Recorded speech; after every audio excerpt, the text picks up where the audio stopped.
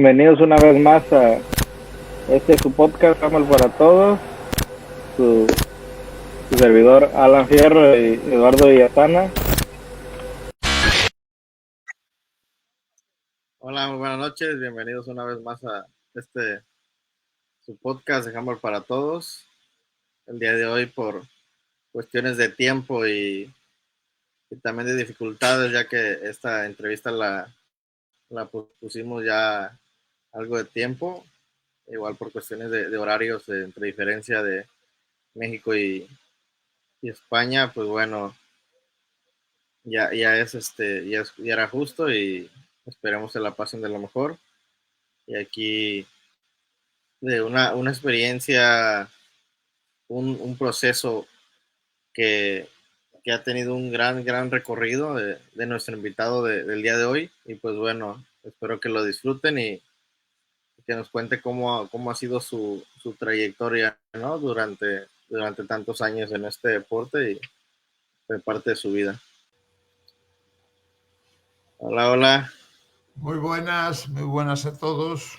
Nada, aquí un placer desde España, que son pues en este momento las 4:07 de la madrugada, hora española, pues bueno, casi con los ojos de estar durmiendo. Pero bueno, aquí nos encontramos felizmente para estar con todos vosotros. Claro que sí, ¿no? Y pues nuevamente decirle muchas gracias por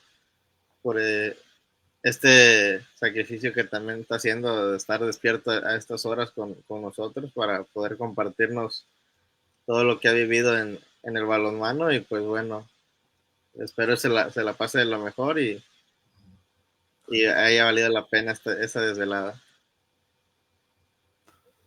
Seguro que sí, que además, bueno, yo tengo cierta relación con el balonmano mexicano por varios motivos. Primero porque en la época de la pandemia estuve dando charlas para México y trayendo técnicos españoles durante los años de la pandemia. Hicimos como más de 25 o 30 charlas para México con el presidente de la Federación Mexicana. Y bueno, y luego pues también gracias a ese contacto tuvisteis conocimiento de un jugador que actuó, que era un jugador que estaba en mi equipo, Carlos, que estaba en España y tenía doble nacionalidad y jugó los Juegos Iberoamericanos, me parece, donde se quedó tercer clasificado, ¿no? Carlos Huerta. Y bueno, pues ahí estuvo con vosotros, o sea que fue también una condición importante para que tuviésemos un contacto mucho más estrecho. Sí, no, mucho trabajo realizó hacia México, como lo acaba de decir, en el tiempo de pandemia, y que ayudó, ¿no? Y que aquí todos en México estuvieron muy pendientes de cada actividad que se realizaba. Y pues más bien todos, ¿no? En todos lados la pandemia abrió un espacio para poder también tomar muchos cursos que se dieron en diferentes plataformas de diferentes países y que aportó, ¿no? Que fue algo que aportó mucho y una manera de seguir progresando en esta parte que es el deporte. Y ¿cómo fue que fueron todos sus inicios dentro del deporte? ¿Empezó con el balonmano o con otro deporte en particular? No, pues en mi caso, pues además hace exactamente, recientemente fallecido, un técnico español que era de mi ciudad, que se llamaba Eduardo Fernández, que lo conocíamos por Guerra, que era el sobrenombre de su padre, que fue alcalde de la ciudad donde yo vivía, Avilés, en el norte de España, en Asturias. Pues yo empecé en aquellos tiempos, pues empezabas a jugar a balonmano no como ahora, sino un poco ya mayor y tal. Tendríamos 14 años aproximadamente y yo me acerqué a la ciudad, al club de mi ciudad, que era la Atlética Miresina, que existe en la actualidad, es un club que todavía sigue con mucha solera, con muchos años, y empecé a jugar y me encontré con Eduardo, que fue el que me envenenó para ser entrenador. Nada más que me vio a los días ya de conocerlos. Me dijo, tú tienes madera de entrenador y te gusta esto, tal y cual. Y entonces empecé a jugar a balonmano y a los 16 años yo estaba entrenando a mi primer equipo de balonmano.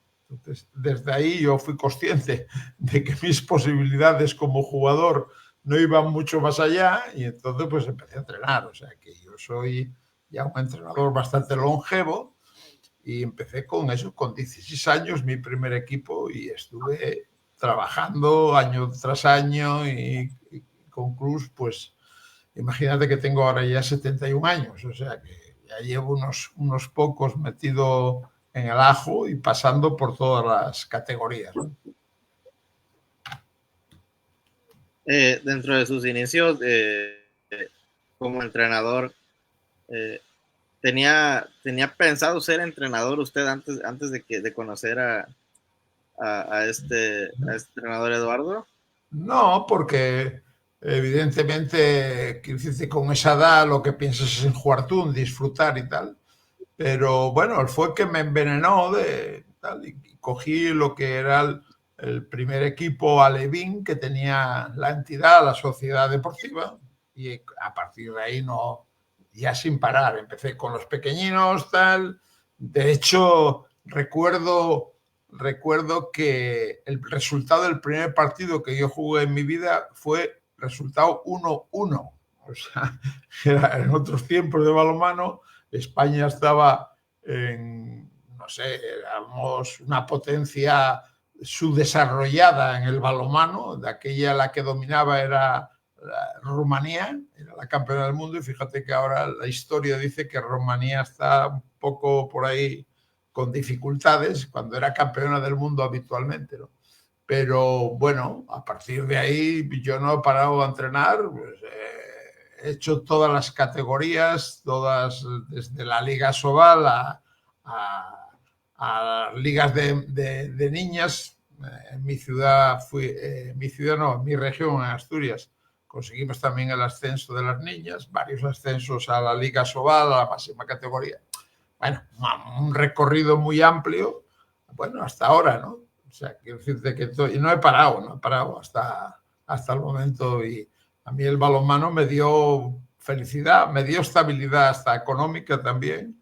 De hecho, luego terminé, en mi vida he sido profesor de educación física en un centro de enseñanza de un instituto, lo que es del Estado, y bueno, que a mí el balonmano me ayudó a formarme como persona, me ayudó a formarme profesionalmente y familiarmente, me dio mucha estabilidad.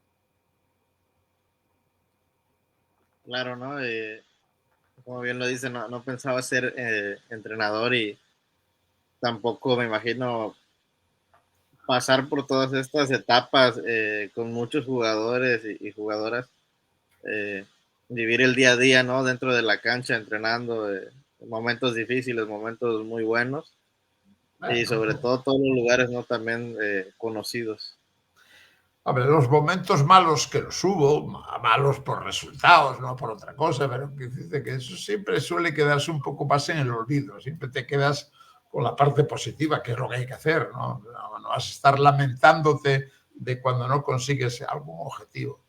En realidad, en mi caso, los objetivos fueron casi siempre positivos, porque me quedo con lo bueno, con el aprendizaje, sobre todo con las personas, con los cientos, miles de jugadores que han pasado por, no sé, por la ayuda que yo les pude ofrecer, y evidentemente, pues bueno, estamos hablando, alguno llegó a ser internacional, olímpico, campeones del mundo, hay alguno por ahí por el camino, bueno, pues mucha gente, otros que han quedado a medio recorrido, bueno, a los que pasaron y desaparecieron en el sentido de deportivamente, pues su vida tiró por otros derroteros que no fue el balonmano. Bueno, este aspecto hemos hecho un recorrido amplio y sobre todo casi siempre lleno de cosas agradables y cosas positivas, ¿no? Yo he tenido la suerte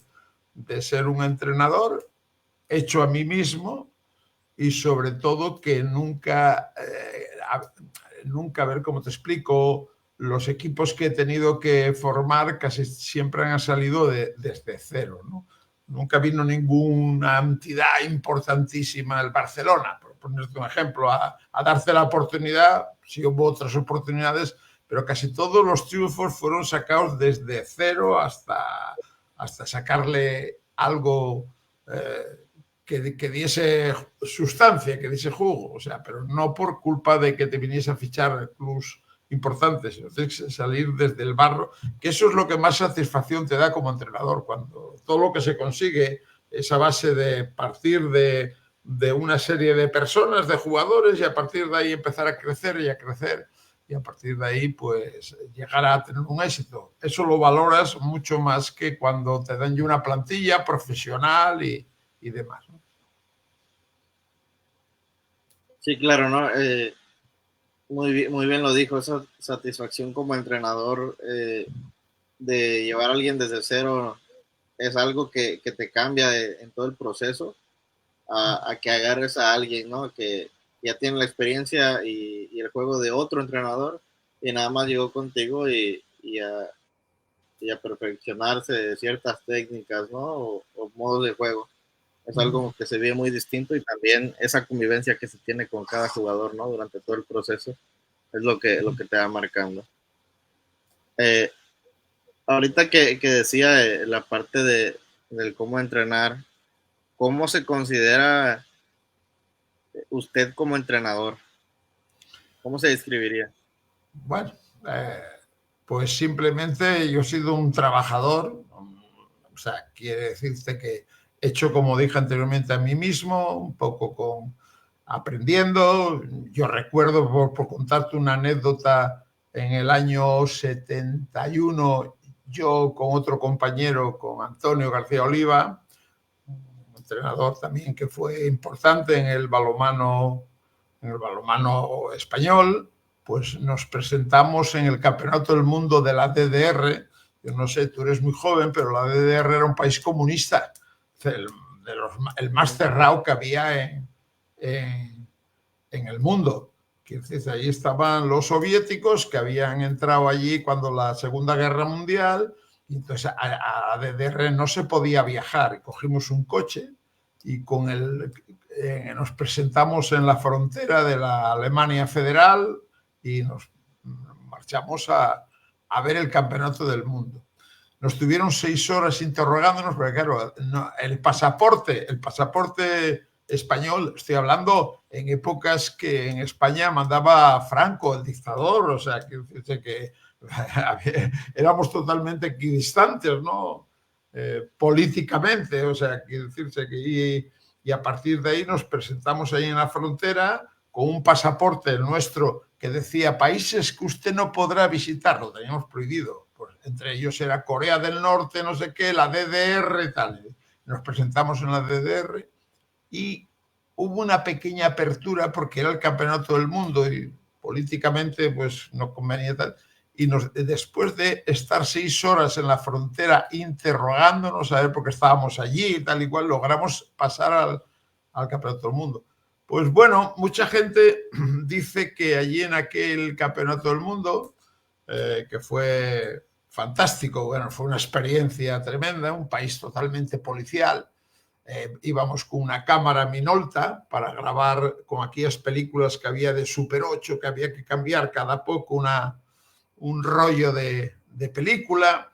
Bueno, pues la gente te miraba raro porque, no sé, sobre todo yo al principio, como era pequeñito y bajo, en aquella Alemania de gente altísima, pues la gente me miraba como si fuera cuando antiguamente parecías un japonés, ¿no? Era una persona un poco de un país raro, ¿no? Y bueno, pues allí se comenta pues, que cuando trajimos aquellas películas de la DDR no había no había tantos medios como tenemos ahora, pues resulta de que pegamos un salto cualitativo en la forma de ver el balonmano. Entonces era pues el primer coaching probablemente que hubo en España y conseguido de aquella manera, en un país policial difícil como era la DDR, y ahí estuvimos nosotros viniendo cargados de películas, porque en aquella época pues encontrar cosas del balonmano era tremendamente difícil, no había dónde formarse, tenías que ser autodidacta. Por eso digo que yo me considero un entrenador criado a mi manera, autodidacta, y vamos a copiar a los demás, porque no había tampoco mucha lectura donde eso, mucha base donde coger libros y encontrar, y entonces así comenzaste. Entonces eso lo que te da es un bagaje personal de estas cosas y tal, lo piensas ahora y dices, joder, ¿cómo os atrevisteis a meteros en la DDR que podían desaparecernos y no saber nadie de nosotros, ¿no? Y bueno, pues de aquella no había ni dónde llamar a casa, estaba prohibido, no podías conectar con España, ¿no? Entonces, pues bueno, fueron muchas experiencias que evidentemente pues te van formando y forjando como entrenador. Y bueno, pues yo es como me considero, un entrenador autodidacta que he hecho todo lo que fui capaz y fui capaz de mucho de poder trabajar y luego ayudar a los demás técnicos, ¿no? Sí, no, una época totalmente distinta, igual, ¿no? Con tiempos difíciles y más que nada con esto, ¿no? La gran diferencia que existe entre esos tiempos y la actualidad es que ahorita todo lo encuentras fácilmente, puedes agarrar información de cualquier equipo, de cualquier país, de cualquier jugador, sin ningún problema, sin salir de tu casa, y cuando antes no, ¿no? Cuando antes tenías que ingeniártelas para ver cómo. Antes el tener una película de balonmano ya era un tesoro, ¿no? Y el tener para seguir un equipo, un vídeo, no sé, esto ya vino mucho después de aquello, pues tenías que, no sé, andabas loco buscando información, ¿no? Aquí en España hubo la suerte de contar con un entrenador mítico fallecido, un entrenador que marcó el paso a todos los técnicos, que fue Domingo Bárcenas, y que fue un pionero, fue el que puso orden en el balonmano, orden en el sentido de que nos dio a todos los entrenadores, nos dio pues una terminología para hablar de balonmano, como la terminología médica, y una nomenclatura, y fue donde nos puso órdenes para que hablásemos un mismo lenguaje todos, ¿no? Domingo Bárcenas, que es un personaje en la asociación de entrenadores, donde yo estuve de vicepresidente hasta hace nada, un año. Quiere decirse que hay un curso que se sigue llamando el curso Domingo Bárcenas. O sea, quiere decirse que fue el pionero, junto luego con Juan de Dios, también fallecido recientemente, y contra gente ya muy contrastada, en el Instituto de Educación Física de Madrid, pues se puso orden y entonces todo el mundo empezamos a hablar el mismo idioma. Había que ordenar un poco, eso era importante, ordenar, que hablásemos todos lo mismo, que entendiésemos por la terminología, fuese una terminología específica de balonmano. Yo creo que esto ha ayudado mucho también al desarrollo de todo Hispanoamérica, de todos los países que van emergiendo en el balonmano. En este caso yo creo que el balonmano español pues fue importante, esta reorganización, evidentemente, fue importante Domingo Bárcenas como pionero y ordenador, por decirlo así, del balonmano europeo y hispanoamericano. Sí, ¿no? Siempre tiene que haber alguien, ¿no? Que ponga ese parteaguas para poder ir abriendo toda la información y entender las cosas de una manera distinta y más acercado a la realidad.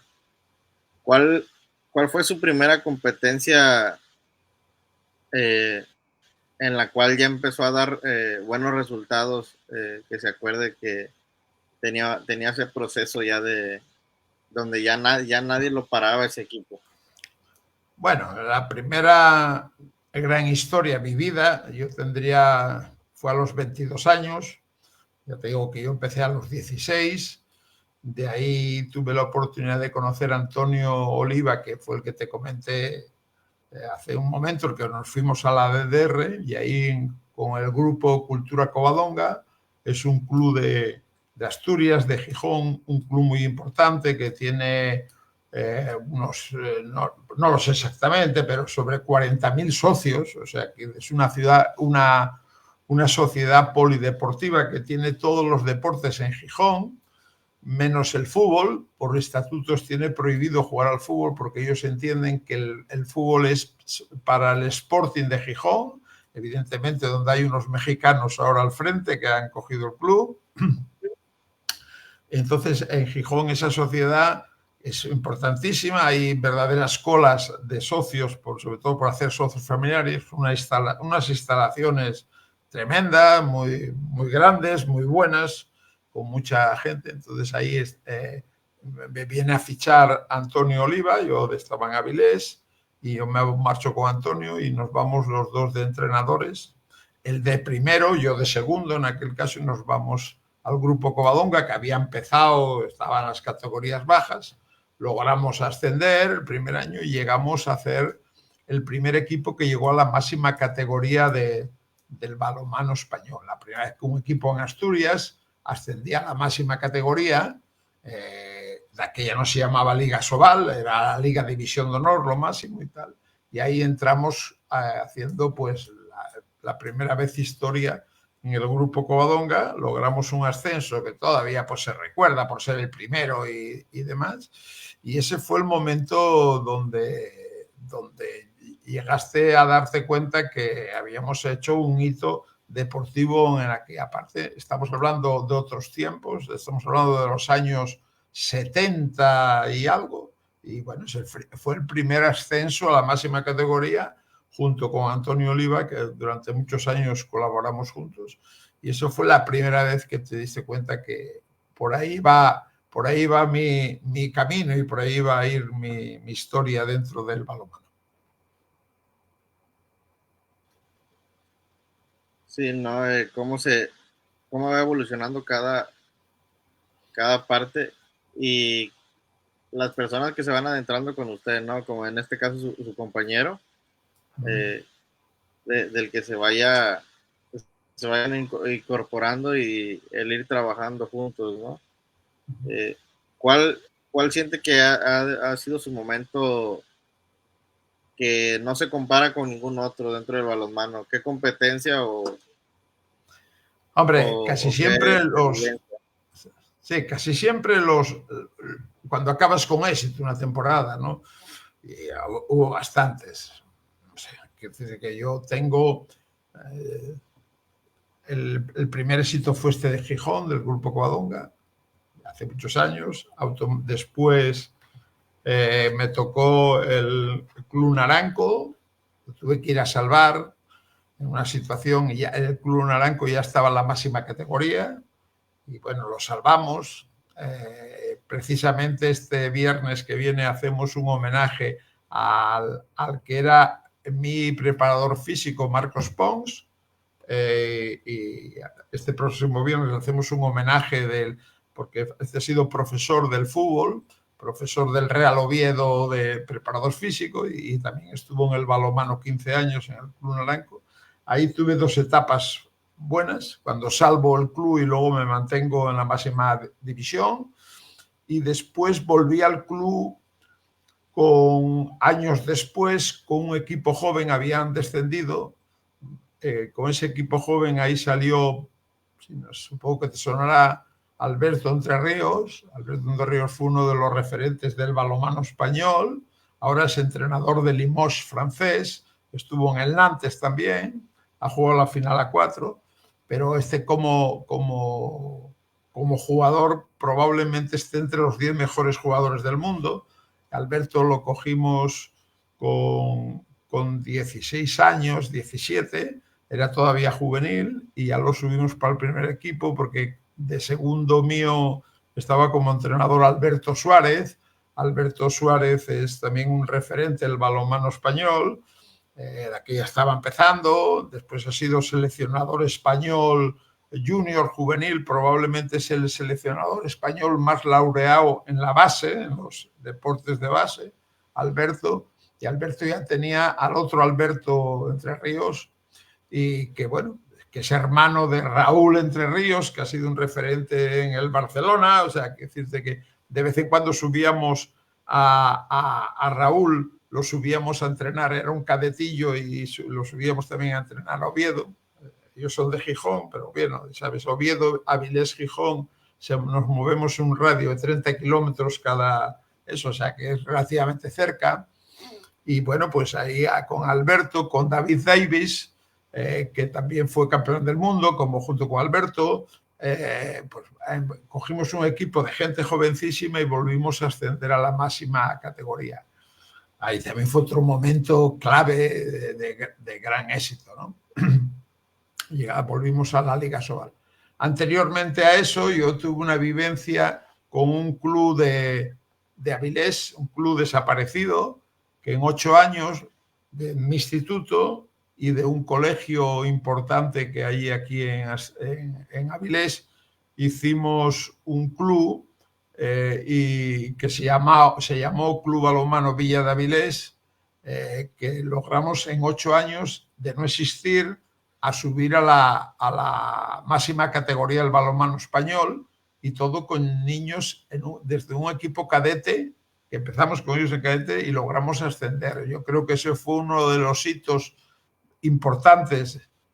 Para mí probablemente el más importante, porque cuando tú comienzas un trabajo con niños y llegas a la máxima categoría con el 90 y tantos % de los mismos jugadores, eso ha sido un hito, o sea, que no suele ser lo habitual, o sea, porque por el camino vas perdiendo unidades, vas perdiendo jugadores y se van incorporando otros, tal, y logramos llegar a la máxima categoría.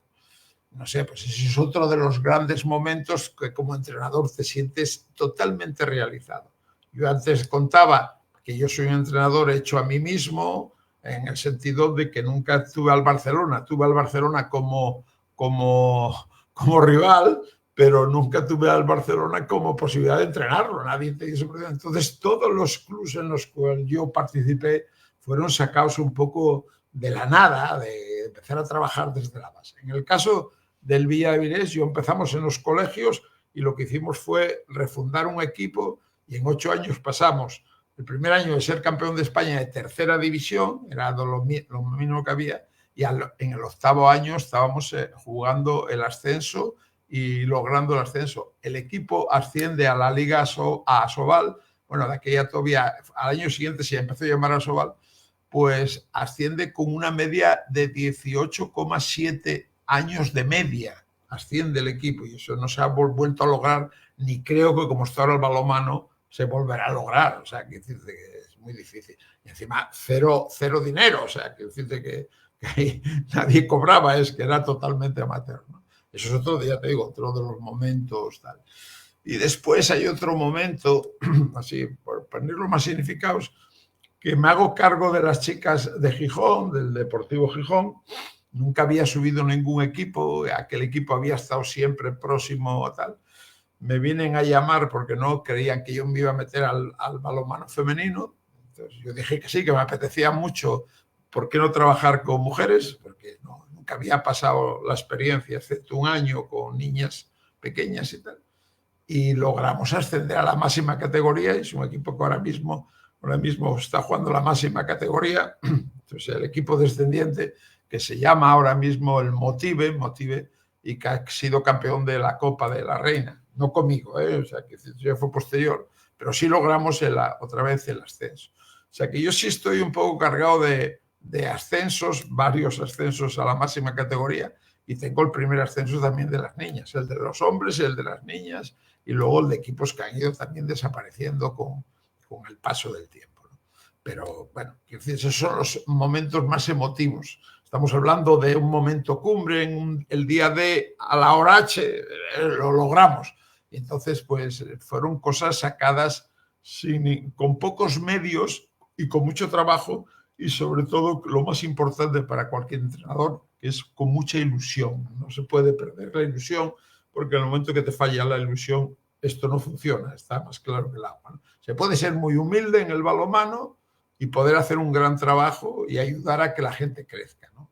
O sea, pues eso fue lo que hicimos, lo que yo hice, o que tuve la suerte, porque tiene que acompañarte también una dosis de fortuna para lograr tantos ascensos y tantas cosas. No hablo ya de otros momentos que fueron muy importantes. Hace poquitos años todavía quedamos subcampeones de España contra el Barça cadete en el colegio de los Salesianos de Avilés. Entonces, pues bueno, son cosas que te saben todavía, porque dices, coño, pues todavía después de eso eres capaz de hacer crecer a los jugadores, y cuando haces crecer a los jugadores, pues crecen los clubs también. O sea, lo que pasa es que también la experiencia te dice que cuando creces mucho deportivamente, a veces pasas por delante de los clubs.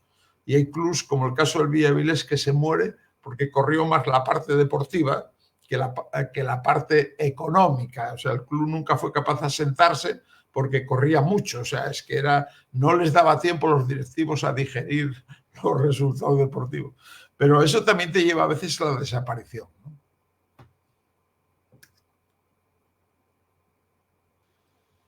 Sí, claro, muchas instituciones se adhieren a ese sistema de trabajo, ¿no? De siquiera te dejan asimilar un resultado que ya tuviste en una temporada cuando ya estás fuera y viene otro y no funciona, y viene otro y no funciona y viene otro.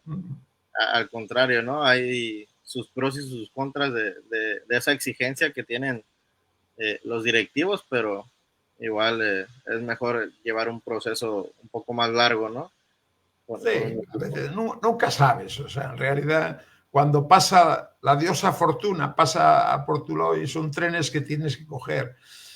Luego tiene que aliarse pues, los astros, la fortuna. Yo creo que mucho de trabajo, evidentemente, ver cómo crecen los jugadores. O sea, que a veces en la parte humilde del balonmano, la parte donde México estará más cargado de eso que de otro tipo de clubes, de gente ilusionada, gente que yo he conocido como tú, como Edgar, como gente que vive el balonmano y tal igual.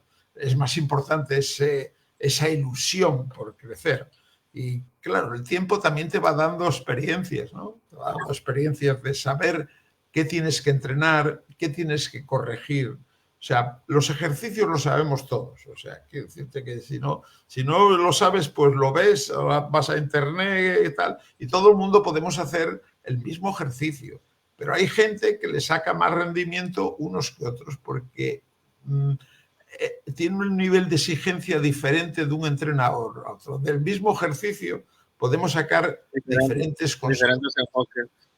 Entonces, ahí está un poco la clave. Y luego, la fortuna, que tienes que, el día que necesitas un resultado, tiene que aparecerte el resultado. Que un balón pega en el poste y ya cambió el resultado final del partido. O sea, que te puede venir la gloria o el éxito o la desgracia, puede venir de un balón que pegó en el poste y que tuviste la opción de ganar el partido. O sea, que ahí también tienes que estar con la dosis de suerte suficiente para que en un momento clave en tu vida deportiva pues ganes o te quedes en el camino, ¿no? Sí, hace rato que comentaba la parte de cuando entrenó con mujeres, ¿no? Y que tomó el reto. ¿Qué diferencia para usted hay entrenar hombres a mujeres? Bueno, es buena pregunta, porque normalmente es una cosa que yo huyo siempre se habla, ¿es entrenador de hombres o entrenador de mujeres? Eso siempre, ¿no? Y hay gente casi todo el mundo se especializa, ¿no? Yo entreno siempre mujeres o entreno siempre hombres. Yo en este caso he dedicado el 90% de mi tiempo a entrenar hombres, chicos, y el 10% a mujeres. Entonces yo cuando me ofrecen la posibilidad de ir a Gijón a las niñas, era un grupo de niñas que yo conocía porque yo había estado de director técnico de la federación asturiana, o sea, que yo las conocía, como director técnico te tocaba a hombres, mujeres, niños, juveniles, juniors, tal. Entonces yo las conocía y entonces a mí me apetecía el reto, sobre todo me apetecía el reto porque varios entrenadores pues habían estado a la puerta, tenían un equipo muy salado, estuvieron a la puerta de llegar al ascenso, pero siempre, bueno, pues no hubo esa fortuna y tal. Entonces yo tenía ganas de conocer qué pasaba con las mujeres. Claro, yo no soy entrenador de mujeres ni de hombres, yo soy entrenador. Entonces yo entiendo que entrenador es tanto para mujeres como para hombres. Y lo único que hay que entender es que hay unas diferencias físicas, hay una parte mejor que en los hombres, que te explicaré ahora, mucho mejor, y hay otras partes que tienen otras dificultades. ¿Qué son las partes diferentes?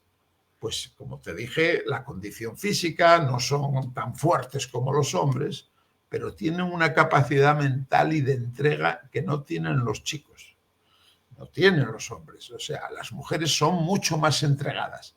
Probablemente el mayor problema que tiene el balonmano femenino es el hecho que las mujeres suelen dejar, en muchos casos, el balonmano mucho primero. Tienen menos apoyo del hombre, porque se echan un novio cuando son jovencitas y el novio no suele apoyarlas.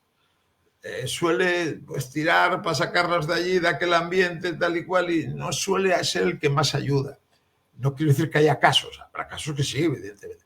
Y sin embargo, cuando tú eres hombre y haces tu novia y ya empiezas a funcionar tu vida, las mujeres no suelen ser las que te saquen del deporte.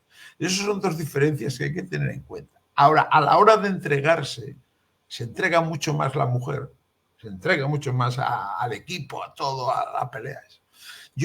Una de las diferencias que encontré es que tú, cuando un equipo masculino está el día de nones, que no quiere, a lo mejor vas, les montas un lío, una bronca, porque tal, para que reaccionen, y normalmente el hombre en algún caso se reacciona, pero el día que está de nones, el equipo está de nones. Cuando lo haces con una mujer, tú las pones firmes en el vestuario porque estamos jugando muy mal, porque esto es un desastre, porque no estáis entregadas y tal y cual, y la mujer suele reaccionar. Tiene esa capacidad mucho mejor que la del hombre. La parte psicológica, son diferentes, hombres y mujeres somos diferentes psicológicamente, la forma de entender la vida, bueno, pues tal. Entonces, tiene su parte muy buena lo femenino, muy buena, y hay que entenderlas, que a lo mejor no tienen la potencia y el salto que tiene lo masculino, pero tienen otra entrega. Mi experiencia me dice que yo fui muy feliz con aquel grupo de chicas, las cuales todavía mantengo, ya son mujeres de 40 y 50 años casi, ahora mismo, pero la experiencia fue positiva, el primer triunfo, y es el día de hoy que yo sigo manteniendo con ellas una relación, ya con el paso del tiempo, pero una relación de amor en el espacio de entrenador, jugadoras, de amor y de grandes recuerdos. Por eso la experiencia con mujeres me gustó mucho. Sí, no, se vive totalmente diferente, como mismo lo dijo, ¿no? La entrega, son muy aguerridas, el hombre también, pero la mujer un poco más, ¿no? Como sale mucho en redes sociales, cuando hacen los memes y ponen, ¿no? que el balonmano es tan sencillo y es muy delicado, y ves una foto de las mujeres y dices, está demasiadamente fuerte, ¿no? A comparación de los hombres, y de aquí. Muchos tienen miedo, ¿no? A ver una foto de un partido de mujeres al de hombres, ¿no? El de las mujeres es mucho más fuerte, más aguerrido, más lucha. Yo pienso que ahora mismo, esto te lo dice la gente que le gusta el balonmano, pero en general es una opinión, en este momento gusta más el balonmano femenino a alto nivel, es más espectacular que el masculino. El masculino se ha ido a jugar cada vez más rápido, a hacer atletas. O sea, en este momento estamos hablando de la élite, de la máxima categoría mundial. El balonmano masculino, que es espectacular, evidentemente, pero es más plástico y más bonito, entiendo, el balonmano femenino a alto nivel, porque se han logrado ser táctica y técnicamente muy buenas las mujeres. Hay equipos, bueno, Noruega es una maravilla verla jugar, es un espectáculo ver jugar a Noruega. O sea, te puedes decir, joder, cómo juega, cómo interpreta, qué cantidad de trabajo hay detrás para formar estas jugadoras. Es una escuela, además. O sea, quiero decirte que la Norre, esta zurdita pequeña, tal, que es una atleta, quiere decirse que es un espectáculo verla jugar. Pero como haya muchas, o sea, quiere decirse que el balonmano femenino ha crecido y es un verdadero espectáculo de belleza. Y el balonmano masculino también, pero hemos ido especializándonos un poco más en hacer un atleta físicamente muy fuerte, muy rápido, y en ese aspecto hemos perdido un poco de, no sé, por decirlo así, de dulzura, de táctica, de ser más... Hemos pasado de lo más fuerte a ser menos técnico, ¿no? Bueno, eso no quiere decir que sea malo nuestro balonmano, que es buenísimo, evidentemente. Pero, no sé, yo creo que las nuevas normas tampoco ayudan. A mí no me gustan. O sea, esto de el 7 contra 6 no me gusta. Creo que se ha viciado nuestro deporte. Yo creo que esto tiene mucho rechazo de los entrenadores en general. Luego lo usas porque está en el reglamento. Pero los goles de puerta a puerta vacía ha perdido un poco. Tú cuando te excluyen 2 minutos, tú lo que tienes que tener es una pequeña ventaja. La ventaja nunca puede ser que tengas que quitar al portero y sigas jugando 6 contra 6. No, yo pienso que hemos perdido un poco el espíritu del balonmano, ¿no? El espíritu para que se creó, porque quiere decirse que si yo he logrado o tú has hecho una exclusión de 2 minutos, lo lógico es que tú juegues 6 contra 5. Porque eso ha sido así toda la historia. Bueno, y alguien, en este caso, mi querido amigo y vecino, porque está aquí asturiano, Ramón Gallego, que ha sido jefe de los árbitros, fue el que ha innovado con el hecho de querer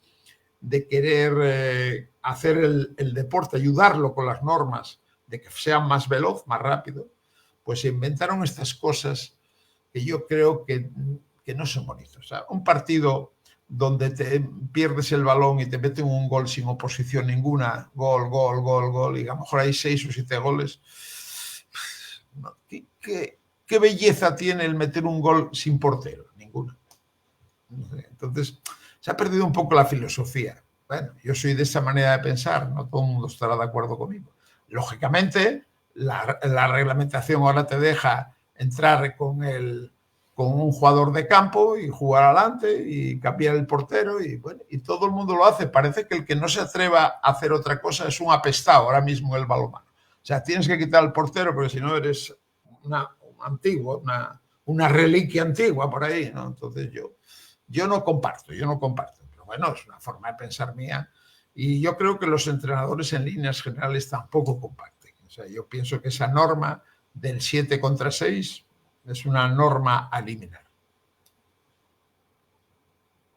Sí, no, como lo comentamos en un principio, cada evolución que va dando este deporte, ¿no? Y las diferentes opiniones de maneras de jugarlo y entenderlo, ¿no? Más que nada es el entenderlo y cómo tú lo estás proyectando hacia tus jugadores, qué es lo que quieres buscar por el mismo estilo de juego de cada entrenador, ¿no?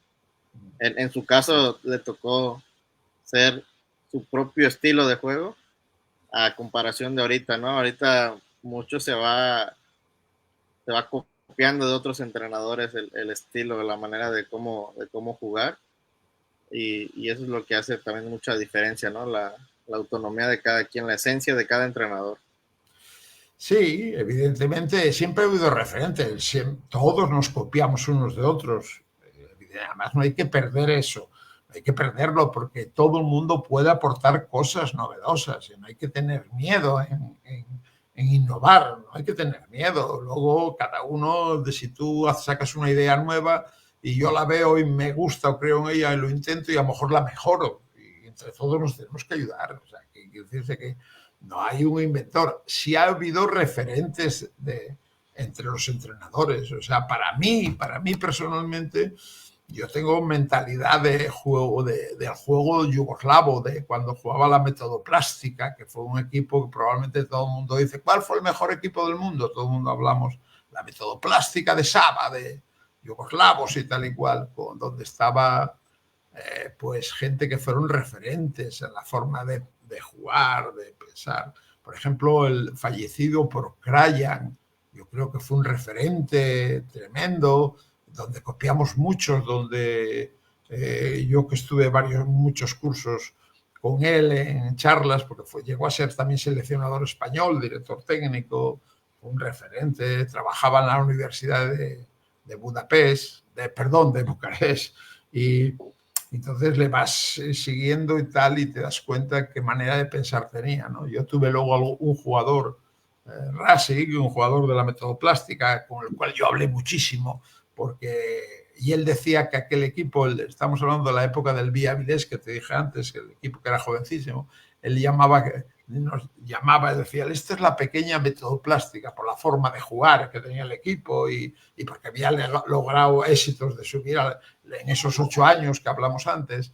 Entonces tú tienes que ir aprendiendo de todos. Un jugador te puede enseñar muchas cosas. Cuando yo tuve a Racing, ya venía de vuelta, era el central de la Metodoplástica, se vino a jugar a España, al Teca de Santander, y de ahí ya lo fiché yo con Yole, con Racing, trabajé mucho y me empapé mucho de su forma de pensar. Entonces te enseñaba verdaderos trucos para defender, cómo lograr sin que te expulsaran, cómo molestar a un jugador que iba corriendo con ventaja en un contraataque, o sea, pequeños detalles que tú decías, joder, que estos tíos cómo le daban vueltas a los asuntos, ¿no? Y ahí Procrayan pues fue el pionero, ¿no? Y quiero decirte que todos fuimos aprendiendo de los demás. Quiero decirse que después, yo recuerdo que también aquí hubo la época buena de los rusos, cuando la Unión Soviética también mandaban el balonmano con Ischenko, que era el técnico, casi todos venían del mundo militar, y bueno, pues los ibas a ver a jugar a los torneos internacionales, y bueno, yo me saludaba con él con un cabezazo cuando lo veías, porque ni él sabía español ni yo ruso, con lo cual pues seguías y los tenías ya. Yo ya lo conocí en el Mundial de la DDR, ese que hablamos, ahí fue donde vi primeramente a los rusos, con Masimov, que es, yo creo que, bueno, hasta hace 4 días fue el actual seleccionador ruso. Entonces tú los seguías porque eran referentes, ¿no? Y los referentes siempre hay que sacar ideas. Pasa que ahora era más fácil conseguir un vídeo. Ahora entras en internet, pones entrenamiento, selección rusa, y te empiezan a salir entrenamientos de la época mía ya de aquí hasta los de última generación.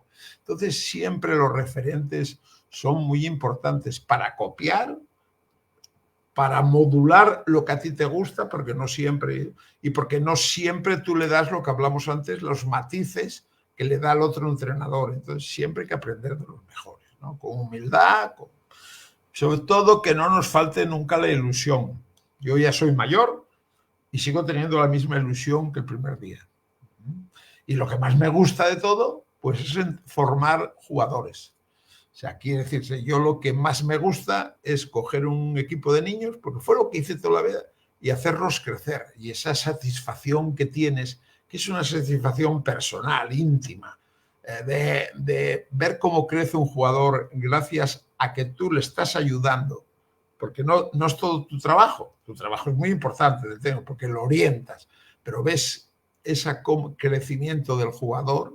No todos lo consiguen, evidentemente, y eso es lo que más satisfacción te da. Eso no hay dinero que lo pague. Eso no hay dinero que lo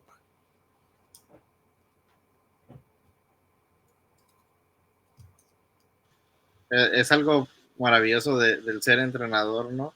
Esos momentos que te está dando el deporte y las personas. Y con esto que decimos, ¿qué siente usted que ha cambiado desde que se metió en este mundo de balonmano, desde que lo invitaron a ser entrenador y le dijeron que tenía las cualidades para hacerlo, hasta ahorita con todas las vivencias que ha tenido? No sé, para mí ha sido una carrera de mi vida. O sea, ha sido ha sido un referente en mi vida el balonmano. Siempre hablar de balonmano y de mi vida es casi va unido. O sea, quiero decir que, y como te dije antes, el trabajo mío llegó también gracias al balonmano, o sea, que profesionalmente, como profesor, en ese aspecto, pero siempre ha estado el balonmano presente, siempre, sin tampoco tirar contra el deporte, porque cuando eres profesor de educación física no tienes por qué hacer de menos o solo dedicarte a lo tuyo. Yo en ese aspecto he respetado a todo el mundo, porque el balonmano es un medio de poder ser feliz, y yo en este aspecto he dicho, si todos los momentos que sea de felicidad, bueno, sin quitando la parte personal de mis hijos, de mi mujer, de mi familia, de mis amigos, quiero decirse que el balonmano ha sido una satisfacción. Tiene que gustarte o tienes que estar, como yo digo, envenenado. Tú tienes que tener el veneno del balonmano en la sangre, tiene que gustarte. Porque también puede llegar un momento de decir, estoy cansado, ya me cansé y tal igual. En mi caso, a mí ya no me ficharán tanto porque me verán mayor, ya creerán que no estoy eso, pero la ilusión me sigue igual que el primer día. O sea, yo soy feliz cogiendo y entrenando a unos niños. Lo único que pido, eso es verdad, que haya, no sé si la palabra se entenderá ahí en México, que haya mimbres. Mimbres, no sé si son esas cañitas que hacen cestas, que hacen muebles, que hacen esas cañitas mimbres. O sea, tú no puedes entrenar a un equipo que digas, pues bueno, son todos gorditos, no hay cualidades. No, porque entonces, como entrenador no te realizas, tienes que tener algún niño o niña que sea un atleta, que le guste esto y que tenga posibilidades de crecer deportivamente. Claro, si no hay mimbres, como digo yo, pues te aburres como entrenador. Yo que soy entrenador muy competitivo, yo necesito que mis jugadores tengan mimbres, tengan posibilidades de crecer. No que sea alguien que venga a divertirse. Y ahí tienes que valorar también que el jugador tiene que estar comprometido. O sea, no vale hoy voy a entrenar, mañana no, es que tengo otras prioridades. Es muy importante que el grupo que tú entrenes ponga en un lugar preferente de su vida el balonmano. Porque si no es un lugar preferente, si por delante del balonmano están los amigos, la novia, el estudio, el balonmano es el puesto número 9, no va a funcionar el balonmano. Necesitas que dentro de su proyecto de vida, más joven, el balonmano tenga un lugar preferente. Por encima del balonmano hay cosas, claro que hay cosas. La familia, sus estudios, su formación como persona, pero que el balonmano esté en un lugar próximo, que haya compromiso, porque si hay que salir con los amigos a tomarse lo que sea, un café o lo que sea, el balonmano y haya entrenamiento, no me cambie usted el café por el entrenamiento, porque no va a funcionar. Claro, quiere decirse que y los amigos pueden esperar. Quiere decirse, hay que saber compatibilizar. Esto es uno de los males, entiendo, que de los estudiantes. La falta de organización personal, de que si los estudios lo pones en el 8º lugar de tu vida, de preferencias, no van a funcionar los estudios.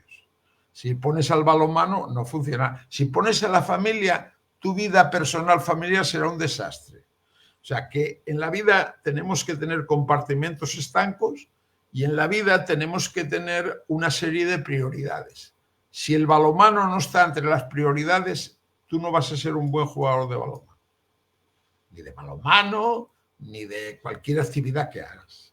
Si tú no a tus estudios, a tu formación, no lo pones en un plano importante, los estudios de tus hijos no van a funcionar.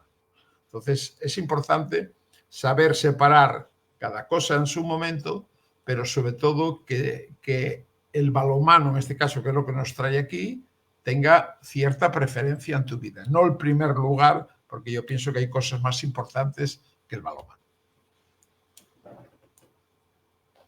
Claro, ¿no? La parte de la disciplina es algo que principalmente en los adolescentes cuesta mucho trabajarlo, ¿no? Esta parte de su desarrollo en crecimiento, de nuevas experiencias, que ya la novia, los amigos, van cambiando y son cosas que uno tiene que saber trabajar también como entrenador, ¿no? El día a día de los atletas. Como por última pregunta para terminar con este podcast, ¿algún mensaje, consejo que le quisiera brindar a todos los que los estuvieron viendo y a los que nos van a ver próximamente, ya que vean el video completo también, Sí. para seguir dentro del balonmano y llegar a grandes expectativas? Vamos a ver, la palabra la repetí varias veces. Lo que hay que ser es tener mucha ilusión y unida a esa ilusión, ambición. Hay que tener ambición deportiva, ambición de triunfos, ambición de trabajar, ambición de verlos crecer.